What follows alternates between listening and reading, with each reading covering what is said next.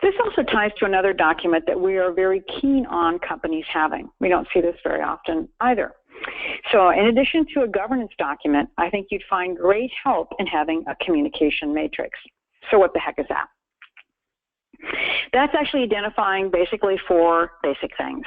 First of all, who are the stakeholders? So who is the receiver of your message? So think of all the key stakeholders in your life. It's your employees, it could be your customers, it could be your vendors, it could be the media and different entities within that. It could be regulators. It could be folks that are dealing with certain aspects of your business. Who are they? Really line those out. So put them under major headers, and I'll give you an example here in just a moment. And then fill out who sits below that. Then I'd like to know who owns that relationship. Who's the company owner of that relationship with that stakeholder? So I can quickly look at this matrix and say, oh, yes, obviously employees are owned by HR, or investor relations owns communications to these key investor groups, and so on. Then I'm really curious about the communication tools that they use. How are they going to communicate to all of these entities?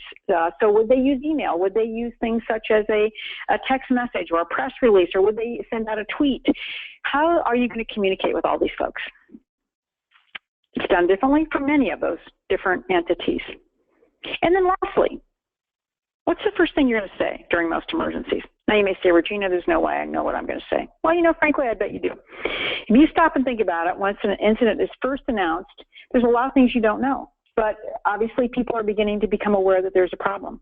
And maybe the first messaging is something to the effect of, we're aware of an incident, we're investigating, and we'll get back with you, or something along those lines. But what are the first things you're going to say?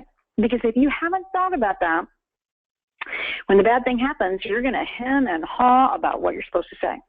And that's inevitably what hangs people up when they're trying to be effective and timely in their communication, is that they don't know what to say. And it's not rocket science. The first messaging is pretty straightforward for almost any incident. Something's happened. We're investigating. We're going to get back to you. And you may throw in things like, we're working with emergency responders if that's appropriate. But that's really what we all would say at the beginning. And that, if nothing else, buys you a little bit of time, which in this day and age is actually really important.